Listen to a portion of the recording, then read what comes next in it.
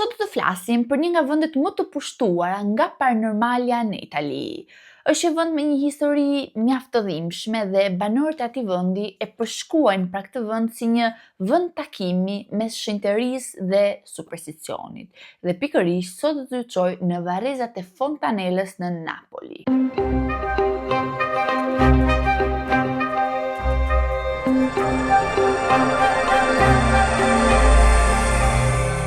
Përshëndetje gjithëve dhe mirë se erdhët në kanalin tim. Për gjithë ju që s'më njihni, unë jam Lori dhe si çdo të jente, do të jem këtu me ju për t'ju treguar një histori paranormale. Nëse jeni të apasionuar pas këtyre historive, atëherë ju rekomandoj që të bëni një subscribe për të qenë gjithmonë të azhurnuar mbi video të reja. Kështu që, pa humbur kohë, le të fillojmë me historinë e ditës. Jemi në varrezat e Fontanellës, një vend absolutisht i pabesueshëm, si për ndikim vizual, ashtu dhe për dëshmi historike. Sepse nuk është një varrezë si të tjerat. Mos prisni gurvari apo monumente funerale madhështore. Në të vërtetë është një gurori gjigante shtufi e gërmuar në kodër, e cila gjatë shekujve është ndërruar në një osuar gjigant. Kush hyn aty për herë të parë, mbetet praktikisht i paralizuar, sepse përpara syve hapen 3 galeri të mëdha, më shumë se 10 metra të larta dhe pothuajse 100 metra të gjata, që ngjahen me korridoret e një katedraleje në toksore. Dhe përgjatë mureve të vendosura në rresht të rregullt ndodhen 10 mira kafka. Disa janë të vendosura mbi grumbujt tibesh dhe femurësh, ndërsa të tjera ruhen brendave kutive të vogla për xhami. Në total vlerësohet se këtu ruhen rreth 50.000 mbetje njerëzish dhe gjithë këto njerëz nuk kanë një emër që të identifikohen. Po për të kuptuar më mirë se çfarë dua të them me këtë gjë, duhet të kthehemi në Napolin e vitit 1656. Në atë kohë, qyteti ishte një nga më të mëdhenjtë në Evropë. Napoli ishte një qytet i gjallë, i zhurmshëm, i mbushur me njerëz. Imagjinoni tregjet plot shitës, rrugica tepër të ngushta, punishtë artizanatësh, karroca, fëmijë që varronin në rrugë. Ishte një qytet jashtëzakonisht i dendur. Shtëpitë ishin të ngjitura me njëra tjetrën dhe në lagjet më popullore kishte familje të tëra që jetonin me një dhomë të vetme. Higjiena ishte komplet inekzistente, mbeturina kudo. Por në fakt duhet themi që kjo gjë ishte normale për qytetet europiane të atëhershme. Dhe duke qenë që higjiena ishte inekzistente, mbeturina kishte kudo, ishte terreni perfekt për një katastrofë të vërtetë, sepse në praverën e vitit 1656, pikërisht në Napoli mbërrin Murtaja. Portet ishin, siç e dimë, zemra tregtare e mesdheut dhe bashkë me mallrat udhtonin dhe mijt, e bashkë me ta pleshta që transmetonin sëmundje. Dhe në fillim askush nuk kuptoi se çfarë po ndodhte. Disa njerëz u sëmurën në rrugët e portit dhe kishin temperaturë, kishin dobësi, më pas filluan të shfaqeshin ato ëndjet në sietull, në nije dhe brenda pak ditëve këto persona vdisnin. Si fillim u mendua pra që kjo lloj sëmundje ishte e izoluar, por me kalimin e ditëve, numri i viktimave rriteshte akoma më shumë. Dhe pikërisht në këtë moment, Napoli kuptoi që Murtaja tashmë kishte mbërritur. Frika u përhap më shpejt se vetë sëmundja. Kronikat e kohës tregojnë për një qytet që ndryshon fytyrë fjalë për fjalë brenda pak javësh. Kisha të mbushur me njerëz që luten, procesione fetare që kalojnë nëpër lagje dhe statuja shenjtorësh dhe njerëzit luten për ndërhyrje hynore. Por siç e dimë, sëmundja nuk ndalet. Familjet fillojnë që të mbyllen në shtëpi nga frika e infektimit, dyqanet ulin qepenat, rrugicat që dikur ishin plot me njerëz boshatisen papritur. Dhe më pas fillojnë që të kalojnë karrocat e para. Karrocat e mbushura me trupa. Në fillim u përpoqën që t'u jepnin këtyre të vdekurve një lloj varrimi dinjitos, pra siç duhet.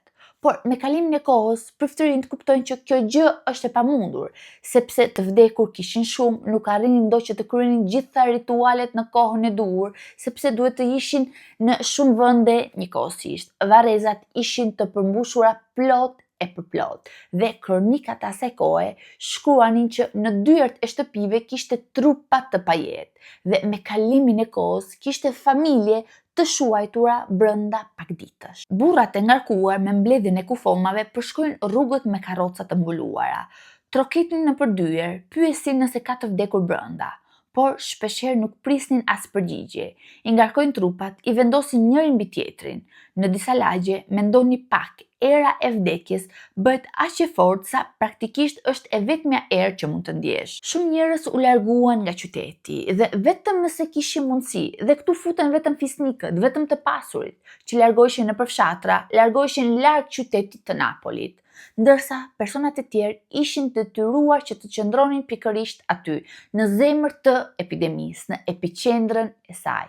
Imagjinoni që vlerësimet historike tregojnë për qindra mijëra të vdekur, më shumë se gjysma e popullsisë, dhe lagjet e tëra ishin boshatisur komplet. Dhe pikërisht në këtë moment lind nevoja për vende si guroret e Fontanelës. Kur varrezat nuk mjaftojnë më, dhe kur priftërinjt nuk arrin më të bekojnë të vdekurit dhe kur trupat bëjnë aq të shumt saqë nuk mund të numërohen më, karrocat fillojnë t'i çojnë në guroret e mëdha të shtufit jashtë mureve të qytetit. Këto gurore janë zgavra gjigante të gërmuara në shkëmbin e verdhë napolitan dhe janë hapësira shumë të mëdha, të lagështa dhe tepër të heshtura. Aty trupat lihen njëri pas tjetrit, pa emër, pa gurvari dhe pa askënd që t'i kujtojë, sepse familje të tëra ishin shfarosur. Me kalimin e viteve, mish i zhduket dhe mbeten vetëm kockat, dhe duhet thënë që janë me mira, dhe pikërisht në këtë moment lindi osuarja e Fontanelës. Dhe në të vërtetë nuk është një monument, por është një domosdoshmëri e një qyteti që është përmbysur fjalë për fjalë nga vdekja. Dhe për këtë arsye, më vonë ndoshta napolitanët u kthyen atje për të folur me këto Kafka, për të lutur për shpirtrat e atyre personave, sepse në të vërtetë atje nuk është se kishin mbetur vetëm kockat, por në fakt ishin mbetjet e një qyteti që kishin vuajtur bashk dhe kishin qarë bashk. Me kalimin e dekadave, ky lloj vendi u shndërrua në një lloj labirinthi kockash deri në vitin 1872, kur kanoniku Barbati vizitoi atë gurore, mbeti fjalë për fjalë i trënditur. Përpara tij ndodhe një masë kaotike mbetjesh njerëzore të grumbulluara pa asnjë lloj rendi.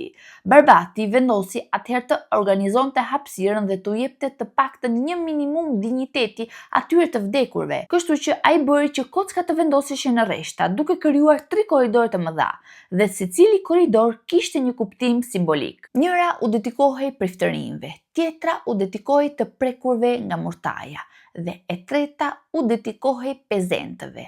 Dhe fatkeqësisht pezentët janë personat e varfër të cilët nuk kanë mundësi që të paguajnë varrin. Duke ecur nëpër ato galeri, të duket vërtet sikur po kalon nëpër një qytet të vdekurve, por pikërisht aty lind një nga traditat më të çuditshme të kulturës napolitane, sepse përballë gjithë atyre kockave anonime, populli napolitan filloi të zhvillonte një marrëdhënie shumë më të veçantë me vdekjen. Në traditën katolike, siç e dimë, ekziston ideja e purgatorit. Pra, është një lloj vend pastrimi ku shpirtrat shkojnë dhe presin pra për të shkuar në parajs apo jo. Por që të shkurtohet, le të themi, kjo lloj vuajtje nevojite diçka, dhe pikërisht lutja nga të gjallët. Dhe këta ishin shpirtrat e të vdekurve pa emër, pa të afërm, pa askënd që të lutej për ta. Dhe sipas traditës, këta shpirtra mund të bëheshin aleat me të gjallët. Rituali ishte i thjeshtë dhe thellësisë simbolik. Një person hynte në osuar dhe zgjidhte pikërisht një kafkë, dhe këtë kafkë e merrte, e sistemonte, e pastronte, e lante, e vendoste në një shami, le të themi, të qëndisur jashtëzakonisht bukur brenda një kutije xhami. Dhe her pas her i sillte pra lule, i sillte ruaza dhe luteshte për këtë shpirt, dhe nga ana tjetër i kërkonte mbrojtje, i kërkonte shëndet, le të themi, i kërkonte pasuri. Pra, një farë mënyre të gjallët luteshin për të vdekurit, pra që të dilin nga purgatori, dhe të vdekurit nga ana tjetër ndihmonin të gjallët. Pra, një farë mënyre ishte si një lloj pakti, dhe shumë njerëz thonin që kishin marrë rezultate, pra kishin marrë sinjale, dhe këto sinjale vinin përmes ëndrave. Sipas traditës napolitane, e vetmja mënyrë që të vdekurit të komunikojnë me të gjallët janë nëpërmjet ëndrave. Dhe një farë mënyre personat që merrnin këto kafka, pra birsonin këto kafka që përkujdeseshin, bënin lutje dhe i çonin lule her pas here, këto persona pra thonin që në ëndër shikonin personin pra që i përkiste ajo kafkë, dhe nga ana tjetër personi që shikonin në ëndër I thoshte këtij personi pra që po ëndërronte, i thoshte që të kishte kujdes për diçka, e paralajmëronte për diçka tjetër, ose i kërkonte që të bënte lutje të tjera. Dhe në një farë mënyre këto Kafka u bën jashtëzakonisht legjendare. Ishte Donna Concetta, e quajtur ndryshe Kafka që djersin, sepse Kafka e saj duke sikur mbuloheshte me lagështi sikur djersinte, dhe sipas besimtarëve, kjo ishte një shenjë e një hiri të marrë. Më pas vinte Pasquale, i cili ishte i famshëm pra përgjetjen e numrave me fat, dhe më i famshmi nga të gjithë ishte kapiteni. Kafka e kapitenit është një nga më të njohurat në varrezat e Fontanellës, dhe askush nuk e di në të vërtetë se kujt i përkiste. Por ndër vite ka tërhequr një devocion të jashtëzakonshëm, sepse rreth tij lind një nga legjendat më shqetësuese të atij vendi. Legjenda flet për një vajzë të re napolitane që ishte shumë e përkushtuar ndaj asaj Kafke, dhe pikërisht shkonte çdo ditë në osuar, luteshte përballë asaj Kafke në kutinë e xhamit ku e kishte futur, i sjellte ruaza, ndiste pra qiri dhe i kërkonte fat, mbarësi, pra i kërkonte që ta mbronte.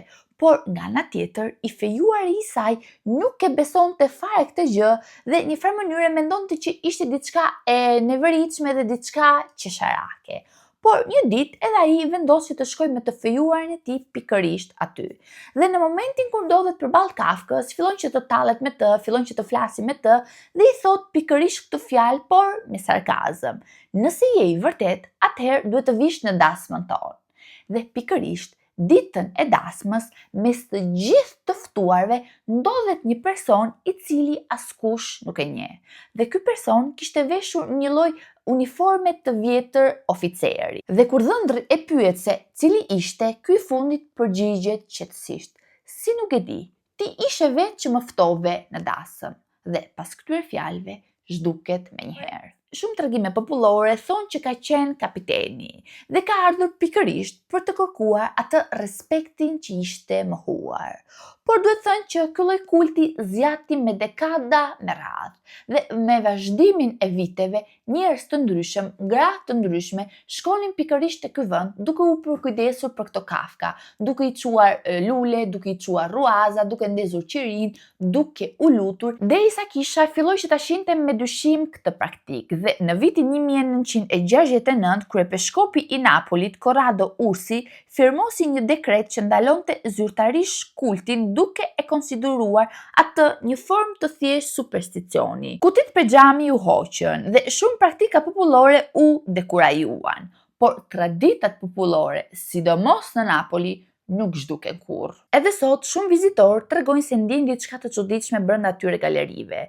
Dhe nuk është frikë, është diçka më e hollë, më e thellë, sepse përballë atyre rreshtave pafund Kafkash, të gjitha të njëjta, por njëkohësisht të gjitha të ndryshme, është e pamundur të mos mendosh se secila prej tyre ka pasur një jetë, një histori, një familje. Këto vende realisht nuk është se janë ndërtuar për të trembur, por janë vende që janë ndërtuar nga dhimbja reale e qyteteve, sepse pikërisht në këto vende të gjallët në një moment të vështirë të jetës së tyre ngjejnë ngushëllim tek të vdekurit, kërkojnë ndihmë nga të vdekurit. Por sigurisht, siç u them gjithmonë, nëse dikush nga ju pra e njeh më mirë këtë vend dhe dëshiron që të ndajë ato përshtypjet e tij rreth këtij vendi, ju sugjeroj që të ma shuani këtë gjë poshtë në komente. Unë ju përshëndes dhe ne do shihemi në videon radhës. Deri atëherë, ciao ciao.